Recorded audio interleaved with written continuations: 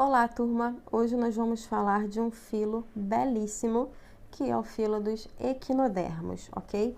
Quando a gente fala do filo dos equinodermos, nós estamos falando de animais que são invertebrados e exclusivamente marinhos, ok? Eles podem estar habitando, eles vivem na realidade nas regiões litorâneas, tá? Sob mar raso ou na região entre marés, ok? Alguns são fixos, mas a grande maioria vai apresentar vida livre, tá bom? Eles também podem ser predadores ou detritívoros, tá? Animais detritívoros são aqueles que se alimentam de restos orgânicos. E eles possuem uma simetria bilateral na fase larval ou pentarradial na maioria dos adultos. Vamos entender uma coisa aqui. O caranguejo, ele não é um equinodermo, tá? Ele tá aqui só pra gente relembrar a questão da simetria. Simetria bilateral é aquela que quando a gente parte o animal em duas partes, essas duas partes são iguais. Então, é o caso do caranguejo, mas o caranguejo não é um equinodermo, ok? Então, os equinodermos, nessa fase larval, eles apresentam uma simetria bilateral. Mas na maioria dos adultos, eles apresentam a simetria pentarradial ou radial somente, tá? Também pode chamar de radial. O que é essa simetria pentarradial? É quando você corta o animal em 5 partes, como está sendo demonstrado aqui, ó. 1, 2, 3, 4, 5. E essas 5 partes, elas são iguais, ok?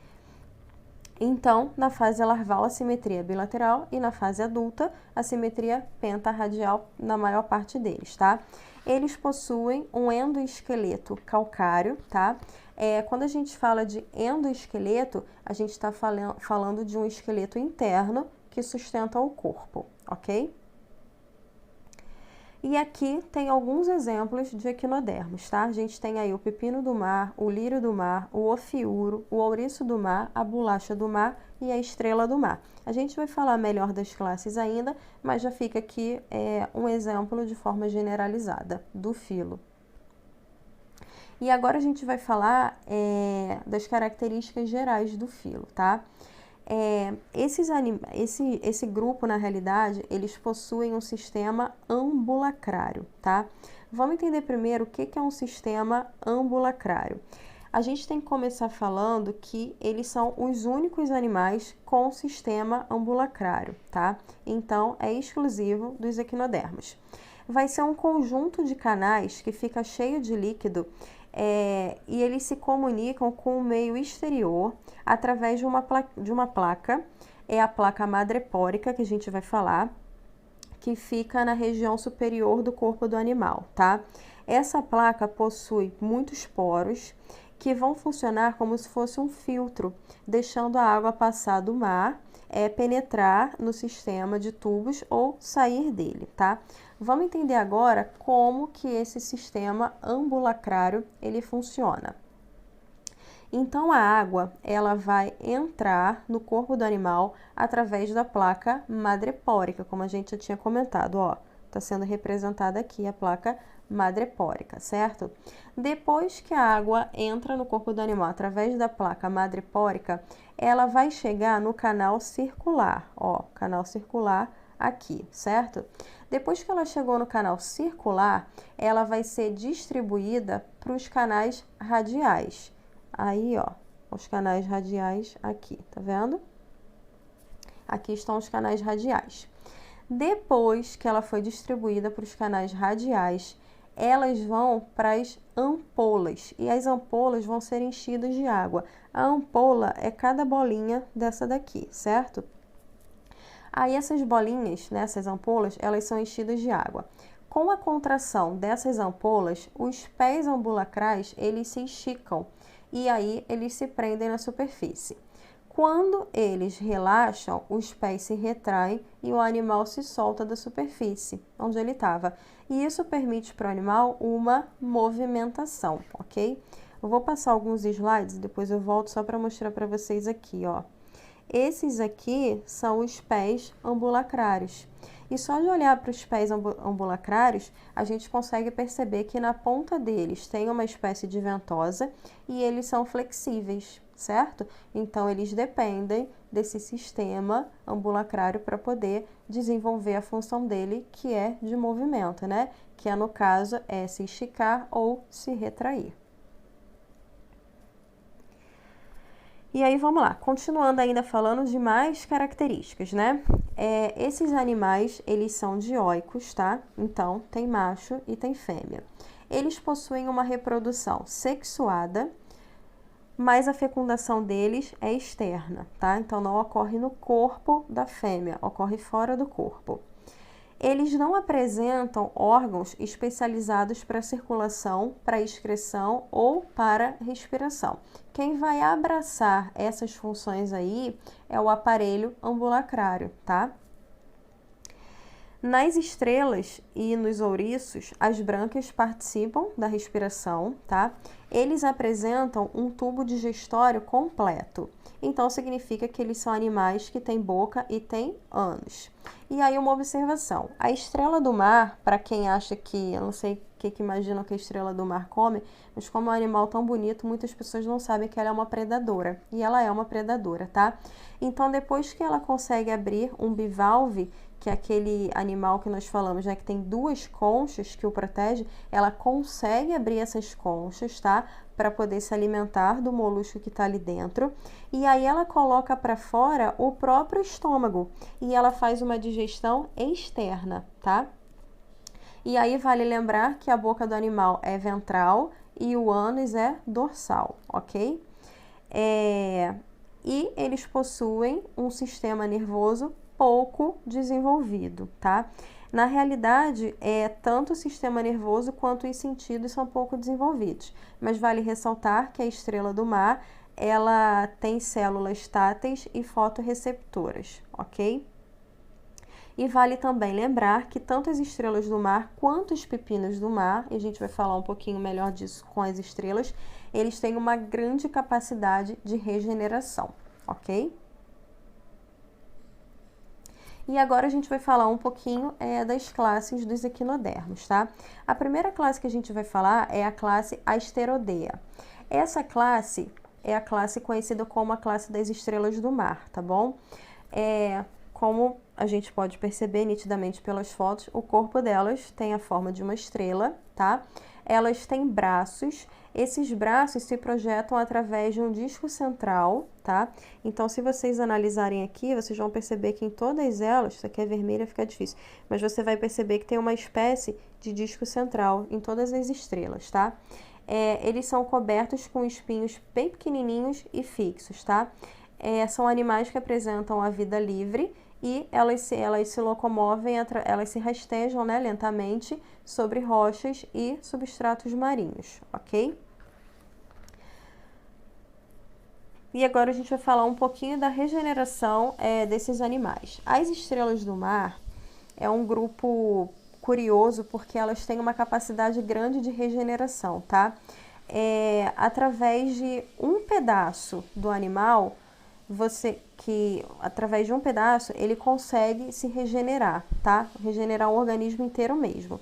Desde que esse fragmento, né, digamos que foi quebrado, ele tenha um pedaço do disco central, tá? É porque no disco central nós temos células indiferenciadas, tá? É como se as células ainda não tivessem uma função definida. Então, elas conseguem regenerar esse animal, tá? E aqui, essa foto é muito interessante, porque você consegue ver a regeneração do braço da estrela, né? Muito legal essa foto aqui. Mas vale lembrar que não é porque você achou uma estrela na praia, muita gente faz isso, quebra a estrela e achando que ela vai regenerar, tá? Não é dessa forma, como eu falei. Tem que ter o disco central. Então, viu uma estrela, deixa ela lá, quietinha na dela, que a natureza segue seu fluxo, tá? Vamos falar também um pouquinho da reprodução, tá? As estrelas do mar, quando elas vão se reproduzir, as fêmeas vão liberar os óvulos na água e os machos vão estar liberando o espermatozoide, tá? Na água. Como a gente falou, a fecundação é externa, tá? E aí vai gerar um ovo resultante que vai dar origem a uma larva ciliada. Essa larva vai se fixar ao substrato, vai passar por várias fases até chegar na vida adulta, ok? Agora a gente vai falar um pouquinho da classe Equinoidea. Essa classe é a classe, o animal mais conhecido é o ouriço do mar, mas a gente também tem que lembrar da bolacha da praia ou bolacha do mar, tá? Que é esse outro animal aqui, ó. É esse daqui. E aí é o seguinte, o ouriço do mar e as bolachas da praia são os representantes desse grupo. Olhando mais uma vez, é muito fácil de descrever. Eles têm o corpo arredondado, tomado de espinhos, né, repleto de espinhos, não tem braços, como as estrelas têm, eles não têm. Os pés ambulacrais e os espinhos são utilizados tanto para locomoção quanto para captura de alimento. E esses animais possuem uma estrutura que está sendo destacada aqui para vocês, ó, que é a lanterna de Aristóteles. Essa lanterna auxilia na obtenção de alimentos. Eles ficam raspando, como eles vivem no fundo, eles vão raspando as rochas para conseguir algas, por exemplo, eles utilizam para raspar e conseguir alimentos, ok? Agora a gente vai falar da classe Ophiuroidea. Essa classe tem como principal representante os ofiuros, tá? Que algumas pessoas também chamam de serpentes do mar. Os ofiuros, eles têm um disco central, assim como as estrelas, de onde vão estar partindo 5 braços finos e longos, tá? Só que o ofiuro, quando a gente olha para eles, a gente percebe que o corpinho deles é achatado.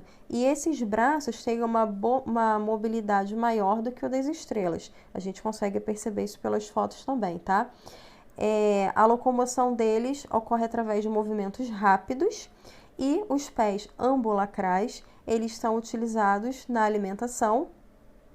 E esses bracinhos que eles possuem, né, super maleáveis, ajudam na captura de alimentos, tá? Então, se vocês olharem, lembra a estrela bastante, tá?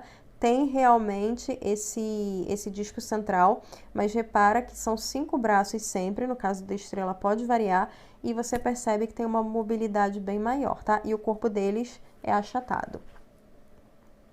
Agora a gente vai falar de uma outra classe, que é a classe do pepino do mar. É a classe Holoturoidea, tá? O pepino do mar é o maior representante dessa classe, tá? Repara que o corpo deles é cilíndrico e bastante alongado, como a gente consegue ver na foto.